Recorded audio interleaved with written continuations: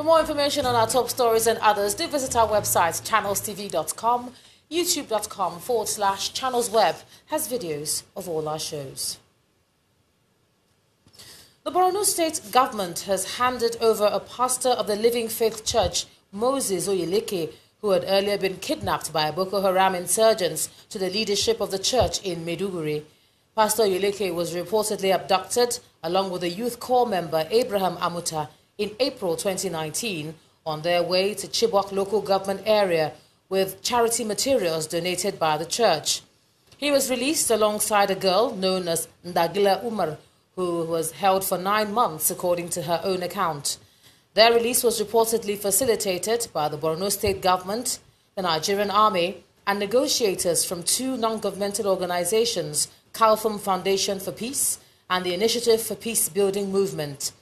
In a brief ceremony conducted in his office, the state deputy governor Usman Kadafur reunited Mr. Oyeleke and Ngalia with their respective families.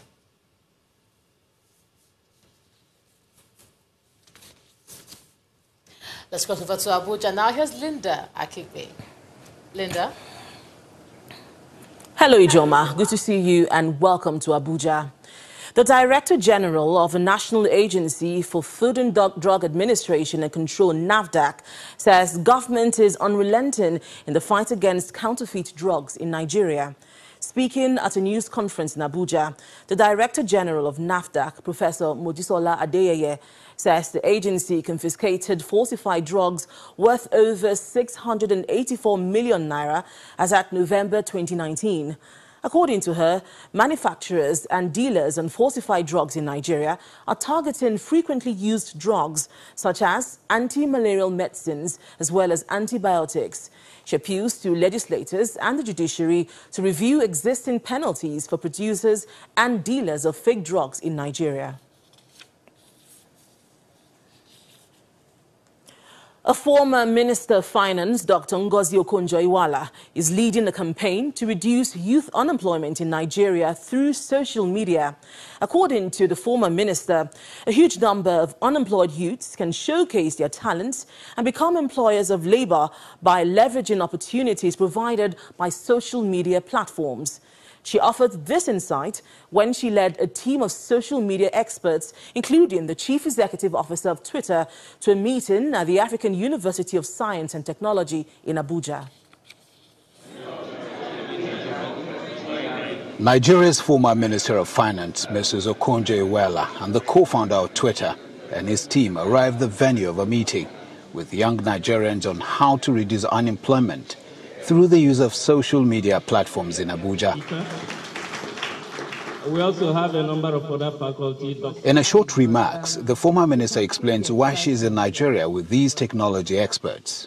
The team wants to build. They want to find people in the technology space and the entrepreneurship space that they can support. So we are right in one of the homes in Africa, in Nigeria, of such entrepreneurship and talent, and I hope you hear some of it in the panel. For the co-founder of Twitter, the forum is not one for him to discuss the opportunities that exist on his social media platform, but to listen to those who are using it in Nigeria and seek partnership. The majority of what has made Twitter valuable to the world was not created by us. We didn't create the @ symbol, we didn't create the hashtag, we didn't create the retweet, we didn't create the thread. We created a service that people came to and built their own models and products on top of. And then finally looking for opportunities to partner. Some of the young people in the meeting share their experiences on how to leverage on the opportunities in the social media space and become employers of labor. So when we talk about unemployment, I say that this age and time, the jobs are digital. And it's for you to leverage on this kind of platform. I know a lot of people, but I've never seen them before. And most of my opportunities come from Twitter. The meeting ended and the visitors were guided to an already stationed vehicle as their media handlers disallowed camera interview. We, however, got the former Minister of Finance in this amateur video speaking about how social media platforms can reduce unemployment in Nigeria. You've got the young man who is a PhD student in here, who has created an entire platform for people to sell their goods with all kinds of information. He's creating jobs not only for himself but for others. So the point I want to make is Jack believes that Twitter can serve as a platform for young people to create jobs for themselves and for others. Youth unemployment is a big challenge in Nigeria, and according to statistics from the National Bureau of Statistics, there are over 20 million unemployed persons in Nigeria as at the third quarter of 2018. The executive chairman of Girigu Power PLC, Mr. Femi Otedola, is donating 5 billion naira to the Save the Children Foundation to help with their philanthropic work in Nigeria. He made a donation at a gold gala organized by the Copy Foundation to raise funds for Save the Children. The Vice President, Professor Yemi Oshibajo, who was a guest at the event, commends the work done by philanthropists in Nigeria.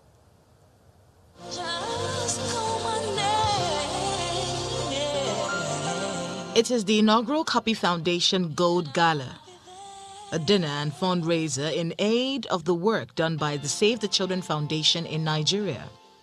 I was able to visit Save the Children's work in Maiduguri, Borno State. Bed after bed, I met more and more sick children. I was told that I was only meeting the lucky few who had made it to that center.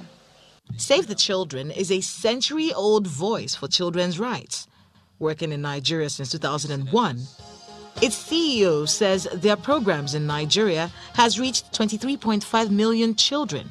We need to imagine together a future in Nigeria where 2 million children do not go to bed hungry every night, where 10 million children are not deprived of their talents because they can't get a chance to go to school. The performances at the event depict the scale of the challenges children face in Nigeria. With 50% of girls 15 and above still illiterate, 32% of school-age children out of school, 51% of children engaging in child labor, and 70% of Nigerians living in poverty. Apart from the silent auctions at the event, donations are made to help the cause.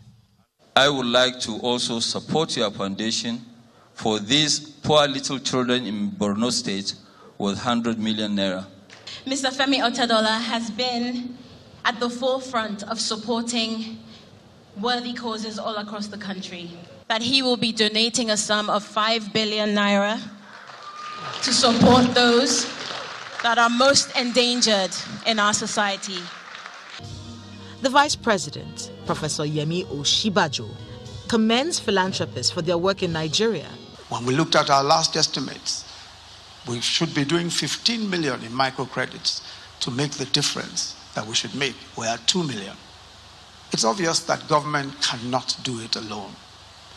So we don't need to be billionaires to start doing something. And I think it is time for each and every one of us to decide that we really can make a difference. I've taken the risk. I've done the chase. I've enjoyed the thrill. I've achieved success and recognition. What next? You give it back.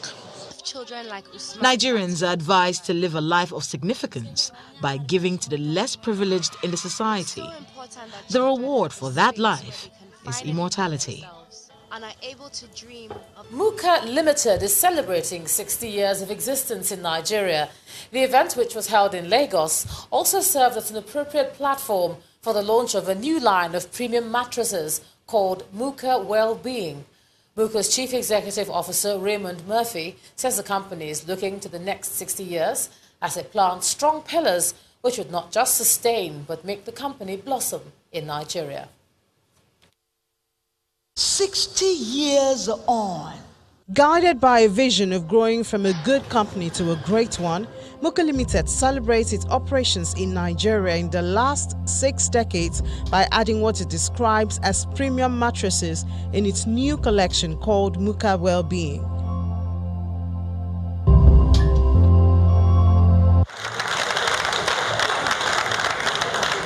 The story started in agriculture with the Mukarim family in Kano State but has moved from agriculture to manufacturing and from Kano to Lagos as its base. Today, the Lebanese family follows the progress as Muka Limited expands its market share in the country. Through the years, the Haram family has provided gainful, direct employment to thousands of employees and as a means of sustenance to the families. In an evening of relaxation with good music, food, lots of laughs and entertainment, Muka Limited celebrates its staff, distributors, shareholders and consumers who have supported the brand for 60 years as they promise to be even bolder in exhibiting values and policies which have led to their success so far.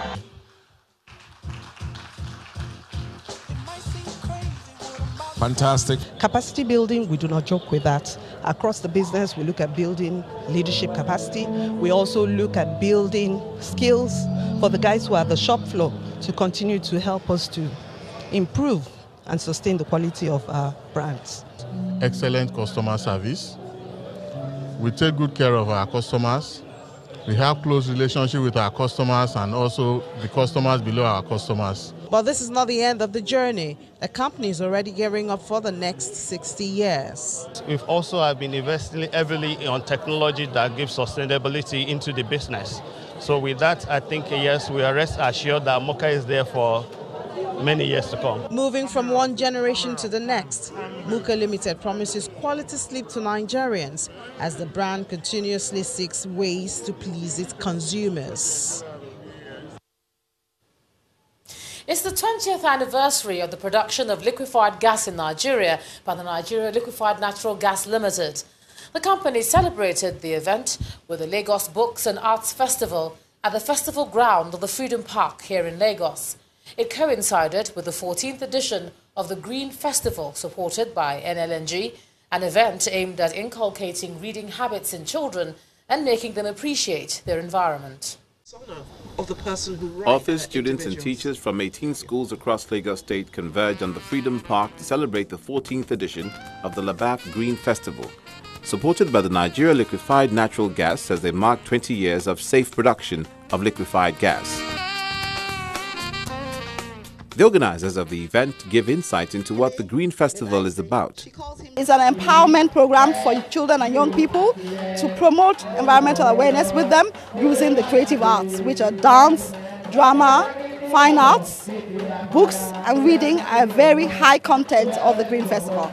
My name is Sophia Horsfall. The manager, Corporate Communications, NLNG Limited, Dr. Sophia Horsfall, explains why NLNG has chosen to invest in education.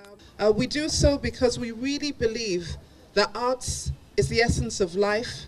It's important for the development of a civil society.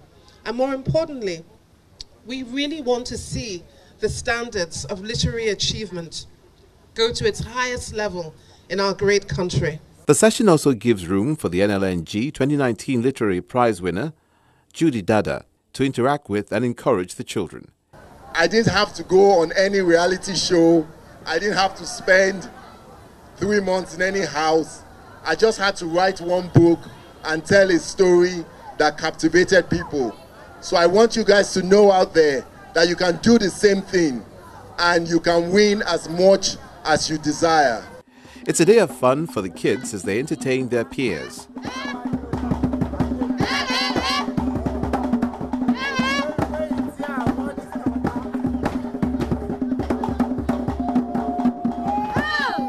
There's more encouragement for the children to imbibe the culture of reading. I would love for you people to engage in reading. Read.